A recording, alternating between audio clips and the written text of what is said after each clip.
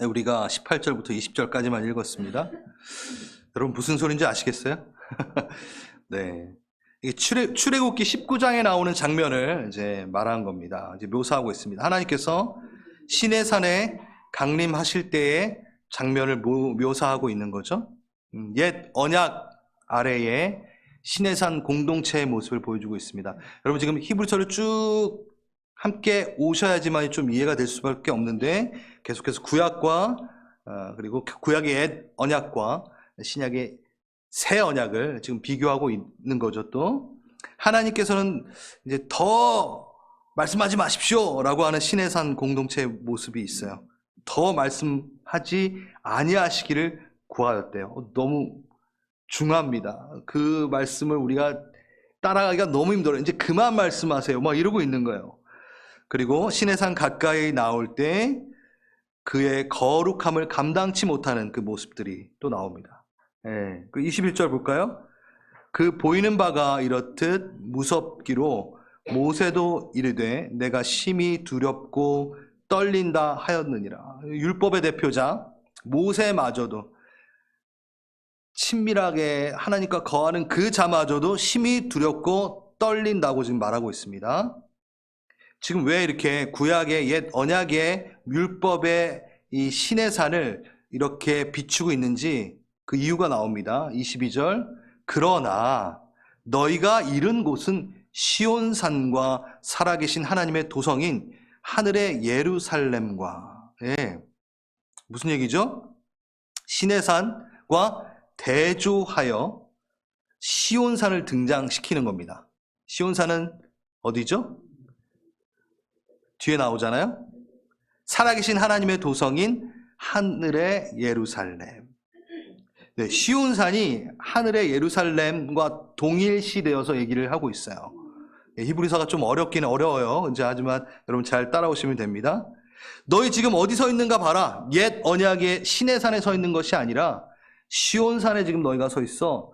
예루살렘 그 도성에 우리가 서 있는 거야 라고 대조를 시키는 거예요. 새 언약 안에 그리스도인들, 시온산에 도착한 그리스도인들, 더 이상 율법 아래 있지 않고 시온산에 있는 자들. 이걸 좀 이해하려면 계시록을 잠깐 갔다 와야 돼요. 계시록 21장 2절 제가 읽겠습니다. 또 내가 보매 거룩한 성 새 예루살렘이 하나님께로부터 하늘에서 내려오니. 여러분 이거 많이 보셨죠? 그렇죠? 그 준비한 것이 신부가 남편을 위하여 단장한 것 같고 새 예루살렘이 내려옵니다. 거룩한 성 새 예루살렘이 10절 좀 뛰어넘어서 성령으로 나를 데리고 크고 높은 산으로 올라가 하나님께로부터 하늘에서 내려오는 거룩한 성 예루살렘을 보니. 높은 산에 올라가서 그 예루살렘을 본다라고 얘기하고 있죠. 그러면서 11절 하나님의 영광이 있어 그 성의 빛이 지극히 귀한 보석 같고 벽옥과 수정같이 맑더라. 예. 그러면서 11절부터 21절까지 하늘 도성의 모습을, 예루살렘 성의 모습을 이렇게 쫙 묘사하고 있습니다. 그리고 나서 중요한 부분이에요. 22절 성 안에서 내가 성전을 보지 못하였으니. 성 안에 있는데 성전을 못 봤대요. 이게 무슨 소리를 눈 감고 이제 성 안에 들어갔나? 이는 주 하나님 곧 전능하신 이와 및 어린 양이 그 성전이심이라. 와우, 이게 여러분 놀라운 겁니다. 성 안에 있는데 성전을 못 봤대요. 근데 성전 안에 있다는 게 뭐라고 하고 있죠? 지금 나는 예수 그리스도 어린 양 안에 있을 때 내가 성전 안에 있는 거야 라고 지금 얘기하는 거예요. 좀 어렵긴 하지만 그냥 들으시면 됩니다. 주 전능하신 이와 어린 양이 그 성전이니라. 내가 이렇게 성전을 보았지만 난 성전을 못 봤어. 나는 누굴 보았어? 하나님과 그 어린 양을 보았어. 그분이 성전이야 라고 지금 얘기하는 거예요. 시온산에 있다라는 것은 그럼 뭐죠? 그리스도 안에 있다라는 거를 얘기합니다. 저도 이거를 유심히 보지 않으면 되게 헷갈릴 수 있는, 충분히 헷갈릴 수 있는 장면들이에요. 이제부터 조금 쉬워집니다, 여러분. 그 다음 천만 천사와 우리 다시 22절 예루살렘과 여러분이 아니라 좀 뒤에서 헷갈리실 것 같은데 히브리서 12장 22절이에요. 계시록 22절이 아니라. 네, 감사합니다. 네, 우리가 읽었죠 이미. 그 다음에 천만 천사와 23절 하늘에 기록된 장자들의 모임과 교회와 만민의 심판자이신 하나님과 및 온전하게 된 의인의 영들과. 네, 이제 예루살렘 성, 그 거룩한 예루살렘 성을 딱 보았더니 뭐가 보여요? 천만 천사가 보이고, 히브리서 기자가 얘기하는 거예요. 하늘에 기록된 장자들이 모임을 하고 있어요. 교회와 만민의 심판자이신 하나님과 온전하게 된 의인의 영들과. 막 그러니까 하늘에 있는 그 모습을 보여주고 있는 거예요. 여러분 기억하시나요? 12장 2절 1절 구름같이 허다한 증인들이 있으니 이들 지금 얘기하고 있는 거예요. 믿음의 경주를 응원했던 그 선배들, 기억나시죠? 우리 외롭지 않습니다. 그 믿음의 선배들이 우리의 믿음의 경주를 응원하고 있어요. 그들의 모습을 지금 보여주고 있는 거예요. 근데 무슨 모임을 하고 있죠? 장자들의 모임. 이 모임은요, 파테기리스, 축제라고 번역을 해도 됩니다. 그러니까 잔치를 벌이고 있는 거예요. 하늘에서. 아주 기쁜 장면입니다. 하늘의 보좌 앞에서, 하나님의 그 보좌 앞에서 담대하게 나아가 교제하며 즐기는 모습. 지금 어떻게 돼 있죠? 신의 상과 분명히 대조되는 모습을 지금 히브리서 기자는 말하고 있는 거예요. 두려워 떨고 있던 그 신의 산, 율법 아래 있던 거 말고 너희가 시온산에 거하고 예루살렘에 거했는데 어때? 지금 축제를 벌이고 있어. 예수 그리스도 안에 거하여 너희가 지금 즐거워하고 있어. 그러한 장면들을 보여주고 있는 거예요. 그게 바로 너희야 라고 얘기하는 거죠. 그게 왜 너희야 라고 하나요? 그런데 여기서 우리가 이미 이르렀다라는 표현을 하고 있죠. 22절, 미안한데 다시 22절. 그러나 너희가 뭐라고요? 이른 곳은 완료형이에요. 완료형이에요. 너희가 이미 이른 곳, 너희 이미 시온산에 서 있고 어디? 예루살렘 성에 서 있다라는 거죠. 우린 이미 율법의 산이 아닌 시온산에 서 있는 겁니다. 여러분 어찌하여 이들이 먼저 지금 우리 선배들, 의인의 영들 그 자리에 어떻게 있을까요? 또 우리는 여기에 어떻게 이미 서 있다 말할 수 있을까요? 만민의 심판자 앞에서 축제를 벌인대요. 쉽지 않은데 심판자 앞에서 축제를 벌이고 있어요. 그 근거가 뭐죠? 24절 이제 나옵니다. 여기까지 잘 따라오셨습니다. 24절 같이 읽어보겠습니다. 시작.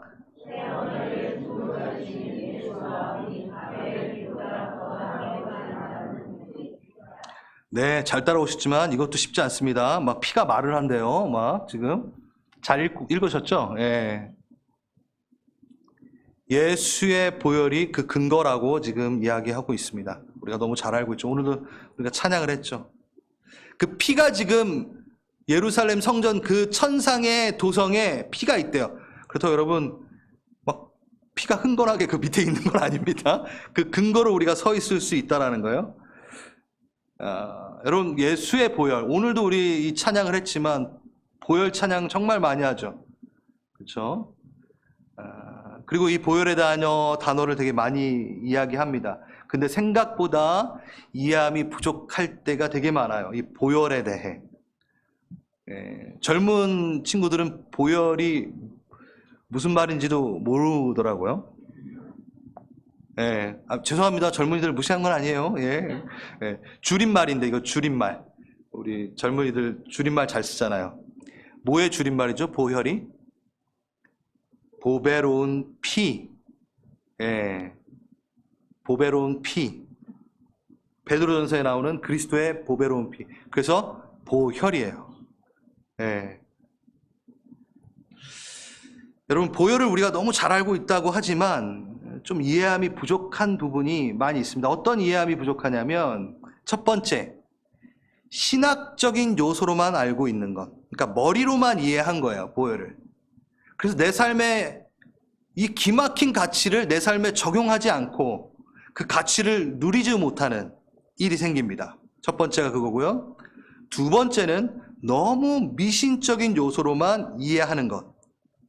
무속신앙의 형태로, 마치 영화에서 보면은 그 천주교에서 성수를 뿌리면 드라큘라가 막 하고 막 이런 것처럼 그런 아주 미신적인, 그리고 토속신앙의 형태.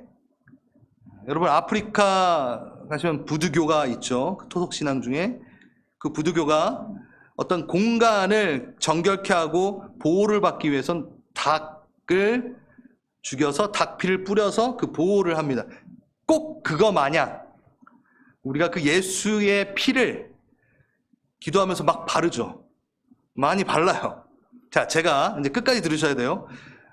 예수의 그리스도의 그 보혈을 바르고 뿌리고 막 하는 게 의미적으로는 잘 생각하면은 아주 중요한 부분인데, 그걸 미신적인 요소로 피를 발랐더만 보호가 됐어. 여러분 아주 위험한 겁니다. 그건 아주 토속적인 신앙 안에서 갖고 온 거예요.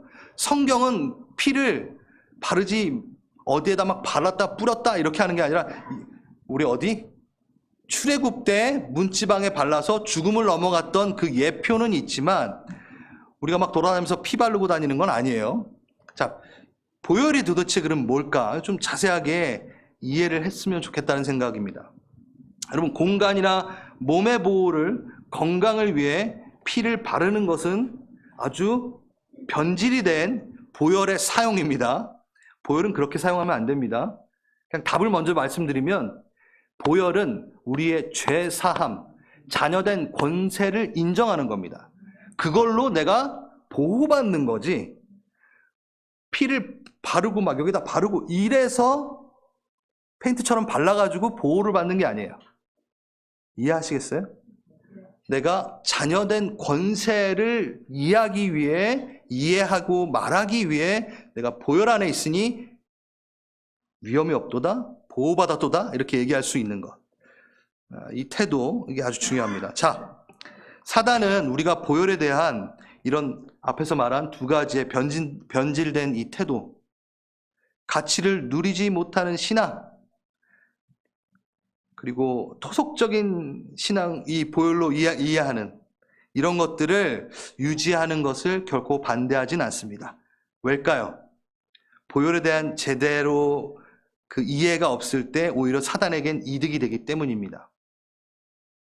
하지만 우리가 적극적으로 예수의 보혈을 바르게 이해하고 존중하며 귀하게 여기는 순간에는 사단은 병적으로 흥분하기 시작하고 긴장하기 시작합니다. 이 보혈의 능력이 얼마나 크고 귀한지를 사단이 먼저 우리보다 더 잘 알고 있기 때문이에요. 그래서 우리의 보혈에 대한 태도가 퇴색될 수 있도록 자꾸 이렇게 미신적인 요소, 가치를 인정하지 않는 그냥 신학적인 요소로 놔두도록 사단이 조장하기도 하는 거죠. 자, 그래서 오늘은 보혈에 대해서 조금 얘기를 나누려고 합니다.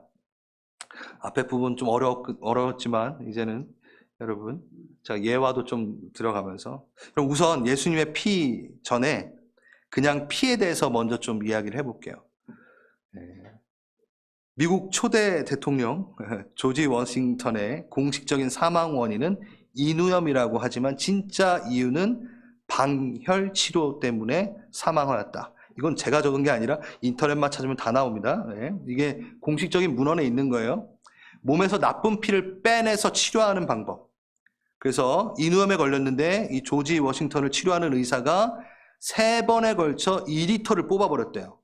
방혈 치료. 지금 보면 놀라시죠, 그렇죠? 그래서 결국 사망의 원인이 인후염이 아니라 이것이다라고 많이 이야기를 하고 있어요. 이게 뭐죠? 당시 피의 중요성을 알지 못한 무지의 결과죠. 이때가 1799년입니다. 그리고 나서도 20세기 초, 1900년대 초반 되어서야 이 피의 정체를 제대로 의학계가 인식하기 시작합니다. 그래서 이 방혈 치료를 이제 하지 않아요. 제가 이걸 왜 얘기하냐면 우리는 잘났다는 우리는 1799년도에 방열치료로 대통령을 잃고 그 미국이 그리고 1900년도에도 그제서야 이제 이게 위험하구나 라는 걸 안 거예요. 근데 성경에는 이 내용이 피가 생명이다라는 것. 지금 우리는 피가 생명이야. 피가 빠지면 죽어라는 걸 우리는 알 수 있죠. 우리는 알고 있죠. 근데 1900년대까지만 해도 그걸 몰랐다라는 거예요. 그런데 성경은 언제부터 그걸 말했다? BC 1400년 전에 레위기에서 읽겠습니다. 17장 11절. 육체의 생명은 피에 있음이니라. 내가 이 피를 너희에게 주어 제단에 뿌려 너희의 생명을 위하여 속죄하게 하였나니 생명이 피에 있으므로 피가 죄를 속하느니라. 여러분, 이때 당시에 이집트 문헌을 봐도 방열 치료가 아주 성행했을 때였던 거예요. 그러니까 피 뽑아가지고 죽는 거죠. 근데 그때 하나님은 우리의 몸을 만드신 그분은 피가 생명이라고 얘기를 하고 있었어요. 놀라운 얘기입니다. 그럼 그 피에 대해서 하나님은 어떻게 사용하시는가를 한번 볼게요. 하나님께서는 생명이라는 걸 전달하시고 생명이라는 걸 표현하시기 위해 피라는 물질을 사용하십니다. 방금 레위기에서 말한 것처럼. 오늘 보혈 얘기예요. 아주 중요한 거예요. 여러분, 여성의 난자는 피를 갖고 있지 않아요? 물론 남성의 정자도 피를 갖고 있지 않아요? 하지만 두 세포가 나팔관에서 결합하여 수태될 때에 피가 생성이 됩니다. 피가 창조가 됩니다. 두 개의 피가 없는데 만나니까 갑자기 피가 생겨버려요. 창조되는 거죠. 그러면서 그 태아는 피를 소유하고 새 생명이라는 이름을 부어줍니다. 피가 생명을 대표하게 한다라는 거죠. 자, 예수 그리스도의 피로 우리가 죄사함을 받았다라는 것은요, 생명, 그러니까 죄로 인해 죽음, 사망에 머물러야 하는 우리를 생명이신 예수가 대신 죽으시고 그 피, 생명을 우리에게 주시는 거죠. 그러니까 생명이 뒤바뀐. 마틴 루터가 말하기로는 그 생명을, 예수님의 생명을 우리에게 이양하시고 우리의 생명을, 우리의 죽음을 예수님이 가져가셨다. 아주 심플한 거죠. 그렇죠? 이것이 예수의 피로 구원을 받았다라고 얘기하는 거예요. 그래서 보혈은 그것을 뜻하는 거죠. 이 피는, 예수의 피는 인류 모든 죄악을 덮습니다. 그것을 우리가 완전한 구속, 속량, 값을 치렀다, 생명의 값을 치렀다라고 이야기하는 거죠. 자, 이게 끝이 아닙니다. 이게 더 재밌는 게 남아 있습니다.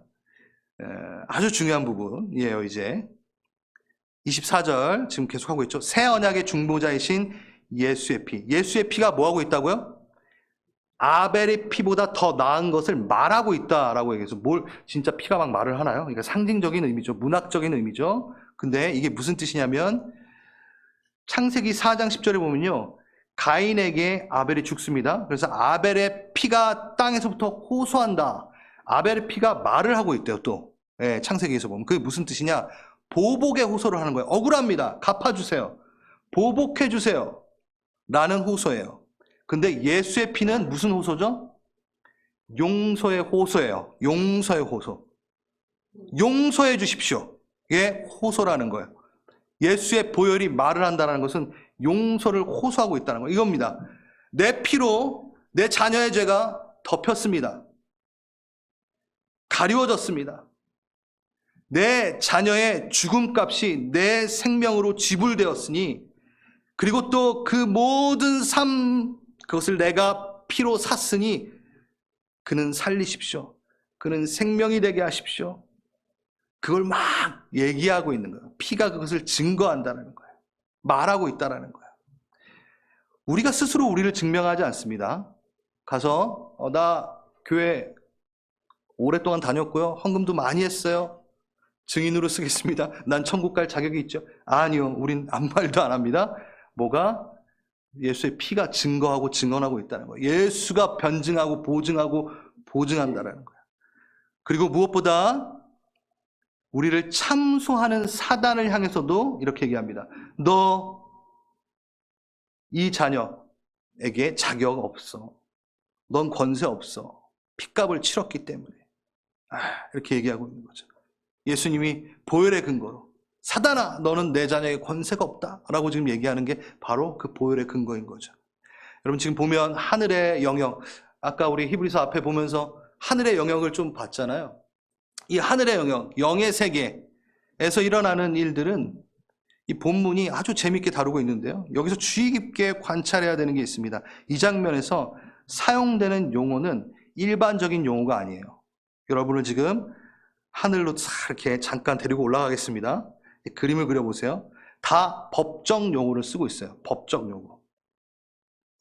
하늘에서는 우리가 생각하는 것보다 훨씬 더 체계적입니다. 훨씬 더 체계적이에요. 하늘엔 법적 절차가 분명히 있다. 왜? 새 언약이라고 하는 이 새 언약이라는 단어, 디아데케는요, 협정, 조약을 맺는다 할 때 쓰는 단어예요. 헬라어로. 그리고 특히 유언장을 뜻합니다. 새 언약. 법적 구속력을 가진 취소될 수 없는 결정을 의미하는 법률 전문 용어예요. 그 새 언약, 유언, 예수님의 유언이라고 할 수 있는 그거를 누가? 중보자 대신 예수. 중보자는 또 뭐죠? 메시테스, 보증인. 보증인이에요. 조약의 증인되는 법적 절차에 쓰이는 용어죠.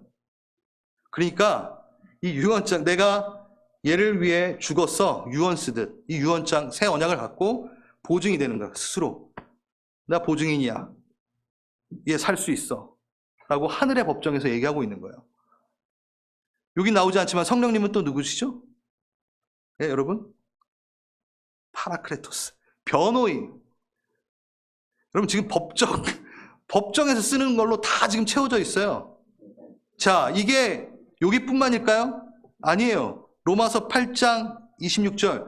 기도할 바를 알지 못할 때 말할 수 없는 탄식으로 성령님께서 간구하시죠.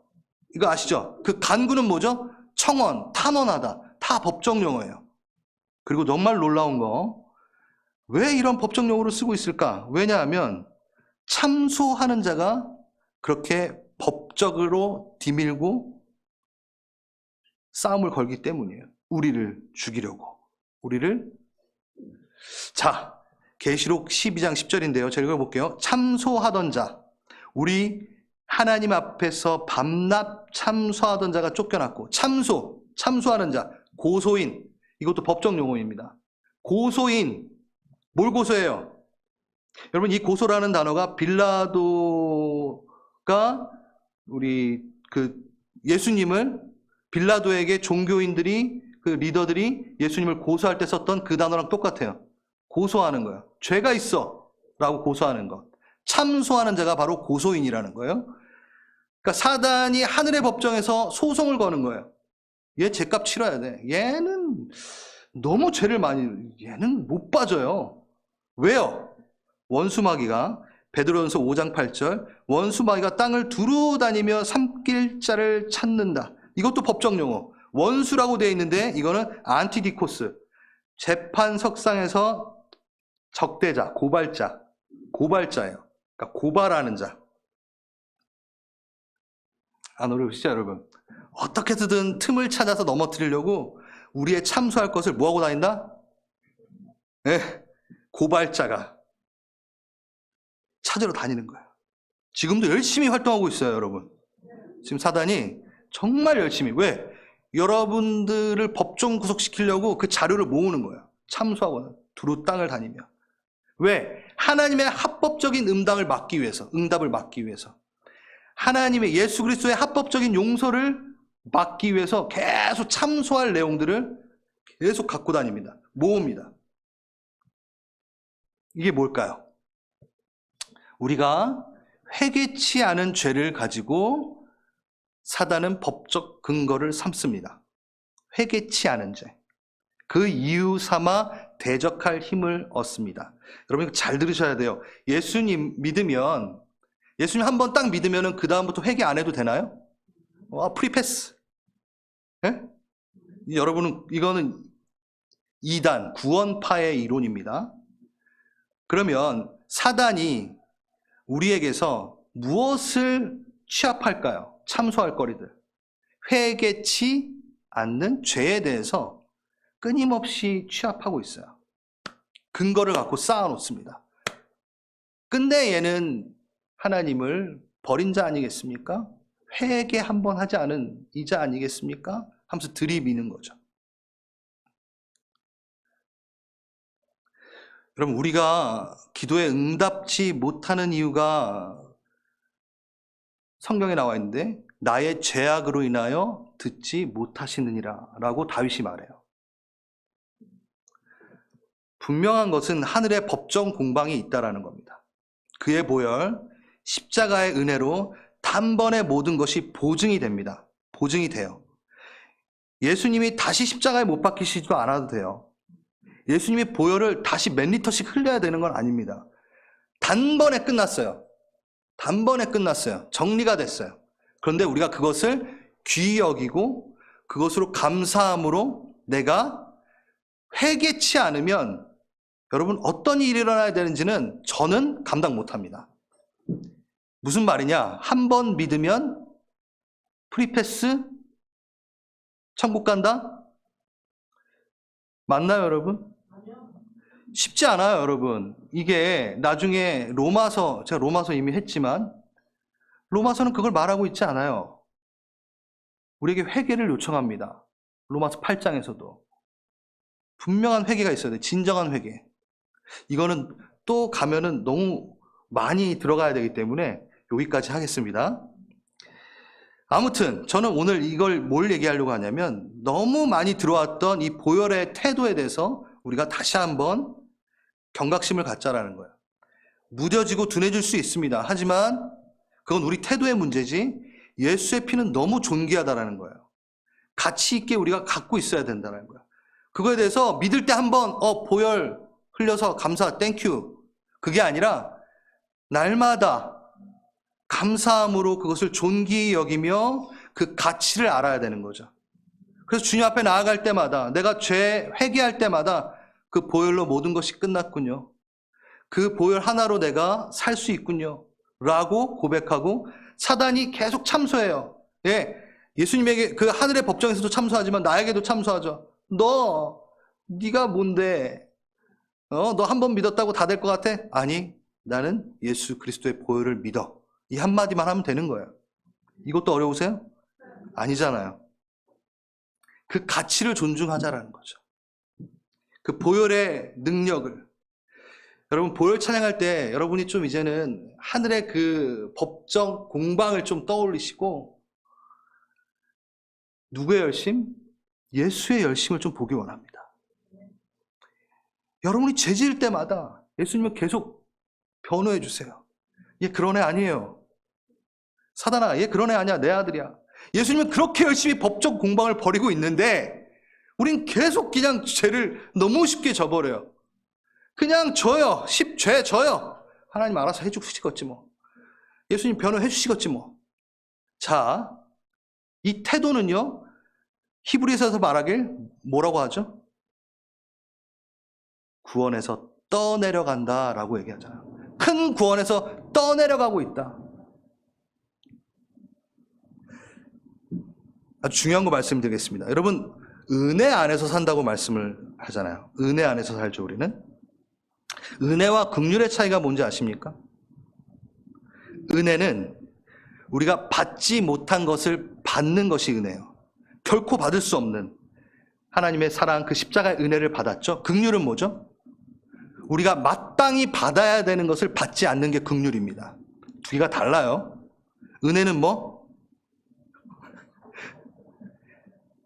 우리가 받을 수 없는 것을 받는 게 은혜예요. 십자가의 은혜 받았어요. 긍휼은 마땅히 받아야 되는 심판을 받지 않는 게 긍휼이에요. 그래서 주님의 은혜 안에 살고 주님의 그 긍휼 안에 우리가 있는 거죠. 그런데 우리가 긍휼 안에 산다라고 말을 잘 안 해요. 왜 그럴까요? 긍휼은 언제 끝날지 아무도 몰라요. 은혜는 끝이 없어요. 은혜는, 이건 제가 한 말이 아니라 칼빈이 얘기한 거예요. 은혜는 끝이 없습니다. 한량없는 은혜. 그래서 우리는 은혜 안에 삽니다. 근데 그 은혜에 방종하여 그 긍휼에 대해서 계속 회개치도 않고 주님 앞에 나아가지도 않고 하나님 앞에 담대히 그 보좌 앞으로 나아가지도 않고 고아처럼 지내요. 그러다 예수를 잊어요. 영적인 삶이 무엇인지 몰라요. 하나님은 계속 긍휼을 베풉니다. 마땅히 심판받아야 되는데 계속 용서하세요. 긍휼을 베풉니다. 긍휼을 베풉니다. 긍휼을 베풉니다. 근데 그 긍휼의 끝은 우리가 알지 못한다는 거죠. 그 긍휼의 끝은 있다라는 거죠. 그래서 긍휼에 기대어 사는 자가 말고, 되지 말고, 긍휼에 기대어 사는 자 말고 은혜 안에 사는 자 되자라는 얘기를 듣는 거죠. 여러분, 예수의 볼은 이 땅에서만 우리를 구원시키기 위해서만 사용되는 게 아니라 끊임없이 그 하늘에서도 근거로 사용되고 있습니다. 그래서 영원한 피, 영원한 보혈, 영원한 은혜, 영원한 보증, 영원한 사랑, 영원한 간구, 영원한 변호. 다시 한번 예수님이 그렇게 열심히 영원토록 그 보혈을 갖고 근거로 삼으며 우리를 사랑하고 품고 용서하고 그러고 있을 때 우리는 넋놓고 있으면 안 돼요. 감사합니다. 주님 앞에 나아가서 회개하며 그 보혈의 은혜를 감사합니다 라고 얘기해야 되는 거예요. 여러분, 이제 보혈 찬양을 부를 때마다 그 하늘의 영역을 떠올리며, 아, 나 정신 차려야 되겠구나. 지금 예수님 나를 위해 이렇게 열심히 일하시고 성령님은 나를 위해 이렇게 변호하시고 계시는데 나 정신 다시 한번 차려야 되겠구나. 내 태도를 고쳐야 되겠구나. 이게 바로 십자가로 살아가는 것이고 주의 보혈 능력이 있도다 노래할 수 있는 거죠. 지금 히브리서는 그런데 그것을 우리가 뭐 했다 그러죠? 소유하고 있다. 너희가 율법을 잘 지켜가지고 하나님께로 도달하는 것이 아니라 예수의 피 하나만으로 너는 도달할 수 있다. 근데 그 예수의 피를 처음 믿을 때 한번 띡 하고 끝나는 게 아니라 그것으로 구원이 시작되었어요. 그리고 구원의 경주를 하는 겁니다. 그 마무리까지 우리는 그것에 귀하게 감사하게 회개하면 되는 거예요. 그것을 감사히 여기면 되는 거죠. 25절 그것을 얘기를 하고 있어요. 이제 너희는 삼가 말씀하신 일을 거역하지 말라. 땅에서 경고하신 일을 거역한 그들이 피하지 못하였거든. 하물며 하늘로부터 경고하신 일을 배반하는 우리일까 보냐. 여기 벌써 나오네요. 불순종에 대한 경고인데 여러분 잘 보세요. 저 글을 잘 보세요. 출애굽 공동체는 땅에서 말하는 것을 들은 자들이에요.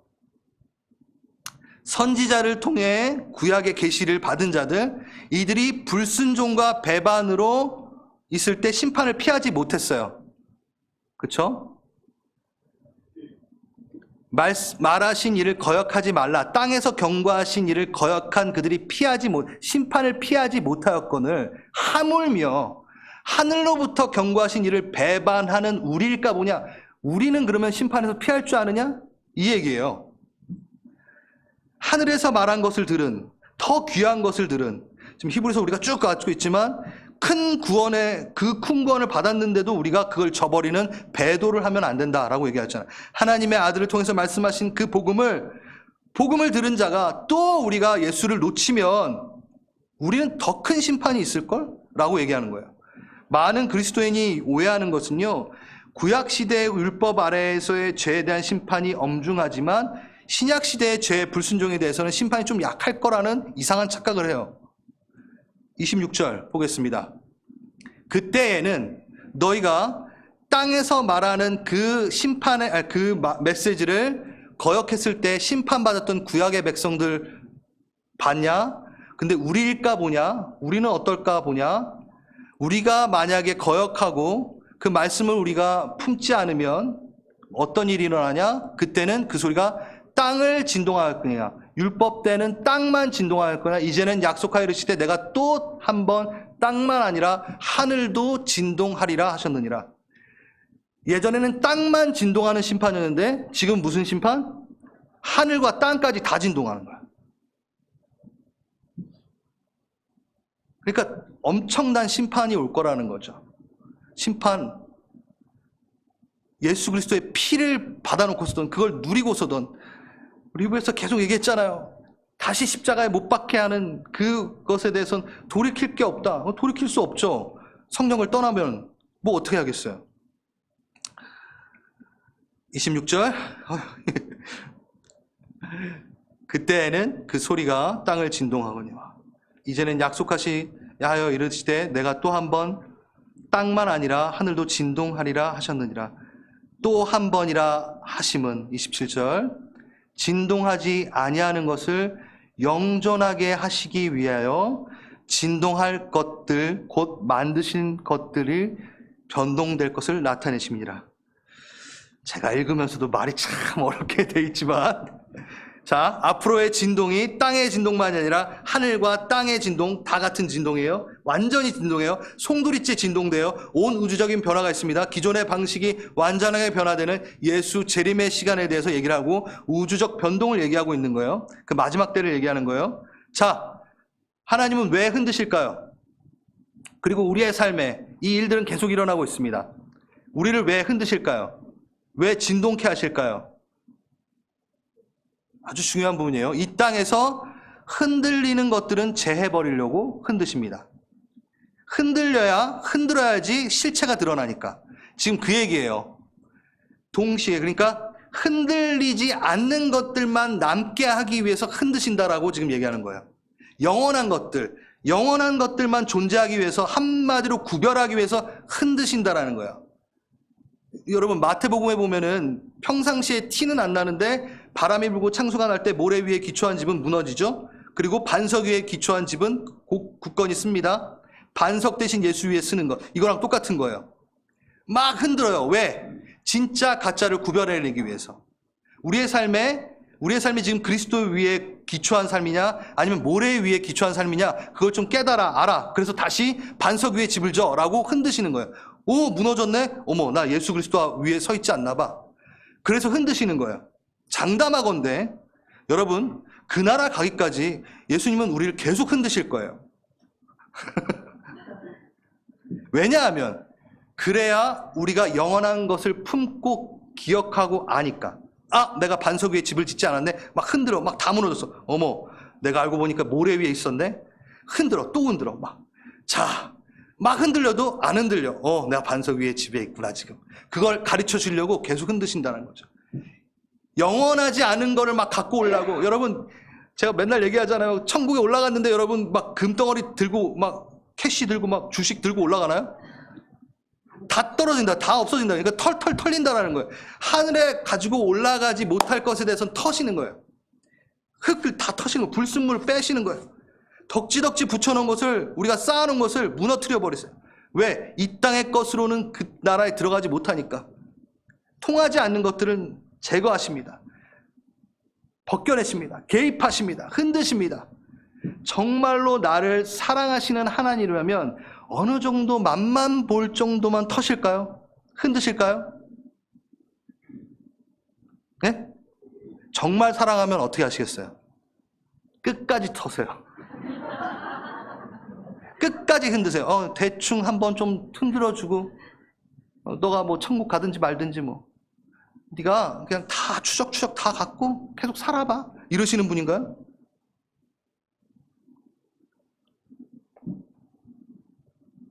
여러분 우리 하은이가 아주 어렸을 때 얘기입니다. 마당에서 가을에 흙을 갖고 막 이렇게 놀아요. 낙엽 다 묻히고 들어와요. 집에 딱 들어올 때 제가 어떻게 할까요? 여기 발만 털고 들어와 이렇게 되나요? 안 돼요. 그렇게 안 돼요. 잠깐! 너 이 모습으로 들어오면은 안 돼. 꼭 거절받는 것 같죠? 그런데 누구를 위해서? 하은이를 위해서는 제가 털어줘. 씻기죠. 왜? 그 모습으로 계속 살다 보면 어떻게 되나요? 병균에 걸리겠죠. 더럽겠죠. 끝까지 텁니다. 끝까지 깨끗하게 터십니다. 씻기십니다. 흔드십니다. 여러분 하나님의 흔드심은 은혜입니다. 여러분 사랑하신다는 증거예요. 야, 이거 왜 이렇게 뭐가 안 되지? 여러분, 뭔가 이유가 있다라는 걸 보죠. 왜 복권이 당첨이 안 되지? 여러분, 복권 되는 순간 여러분들이 예수님 떠나니까 안 해주는 거예요. 터지는 거예요.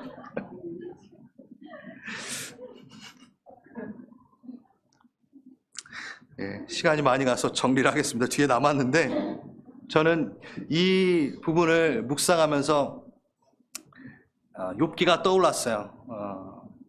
우리 그 찬양도 있잖아요. 나의 길 오직 그가 아시나니 나를 단련하신 후에 내가 정금같이 나오리다. 정금같이. 여러분, 정금은 순결함. 그 결정체가 나오기까지 뭘 빼죠? 불순물을 뺍니다. 그게 바로 정금입니다. 그럼 정금을 만들어내기 위해서는 계속해서 뭘 하죠? 연단하죠. 잘 아시잖아요. 풀물불에 넣었다가 뺐다가 쳤다가 다시 넣었다가 또 뺐다가 또 치고 그 정제 과정을 거쳐요. 그럼 14번의 정제 과정을 거치면 14K예요. 네, 맞아요. 18번의 정제 과정을 거치면 18K예요. 24번이 순금이 됩니다. 자, 그러면 뭐가 될수록 연단이 많을수록 뭐가 되는 거예요? 순금, 정금이 되는 거예요. 지금 그 얘기예요. 욥기가. 여러분 그냥 부르지 마십시오. 이 찬양 되게 위험한 찬양입니다. 계속해서 연단하시 그 순결함으로 가져올 때까지, 그걸 완성시킬 때까지 계속 넣었다 뺐다 치다 뺐다 빼고 치고 그러시는. 그게 하나님의 사랑이에요. 이물질이 벗겨지고 그 나라에 문제될 만한 것 하나도 빠짐없이 털어내시고 빛난 영광의 자리까지 앉히시길 원하시는 예수 그리스도. 흔들어 떨어져 나갈 것에 대해서 정제 과정 가운데서 불순물이 떨어지는데 그거 아까워서 다시 집어 붙이지 마십시오. 아까워하지 마십시오. 제발. 떨어지는 건 떨어지는 대로. 하나님 감사합니다. 내가 이거라면 나를 위로받는 것 같아 라고 하는 게, 그게 끝날 때 너무 감사합니다라는 일들이 생길 거예요. 내가 이것으로 좀 희망이 있는 것 같아 라는 것들이 사라질 때 여러분이 산다라는 걸 경험하게 되실 거예요. 예수님이 결국 옳습니다. 결국 그분은 오르세요. 그 떨어져야 될 것들은 나를 보호하는 것 같지만 결국 큰 짐이 되어 우리가 하나님으로 예수 그리스도로 따라가는 것을 막는 것이 될 겁니다. 그래서 은혜 가운데 주님 저를 단련시켜 주십시오. 기도하실 수 있겠어요, 그렇게? 아멘이 갑자기 적어졌어요, 이제. 이거 제 말이 아니라 성경에 나오는 말이잖아요. 여러분, 그거 갖고 올라가면 안 되잖아요. 못 올라가요. 그렇게도 안 하시고. 여러분의 하나님의 열심을, 예수님의 열심을 기억하십시오. 예수님의 열심이 뭐였죠? 떨어내시고 흔드시고 하시지만 정말 또 그의 열심은 뭐였죠? 내가 핏값으로 샀다고 계속해서 외치고 계세요. 그 하늘의 공방에 대해서 여러분들 눈을 뜨고 보십시오. 그의 열심을 보십시오. 그 순간 히브리서 12장 그 말씀이 떠오를 겁니다. 너가 죄에 대하여 목숨을 걸고 피 흘리며 싸워본 적이 있느냐? 죄에 대하여 피 흘리기까지 싸워본 적이 있느냐? 나는 지금 위에서 싸우고 있다. 여전히 그걸 얘기하고 있다. 우리가 죄와 싸우길 바랍니다. 털어내길 바랍니다. 오늘의 말씀 이것으로 마칠게요. 우리 다 함께 자리에 일어나셔서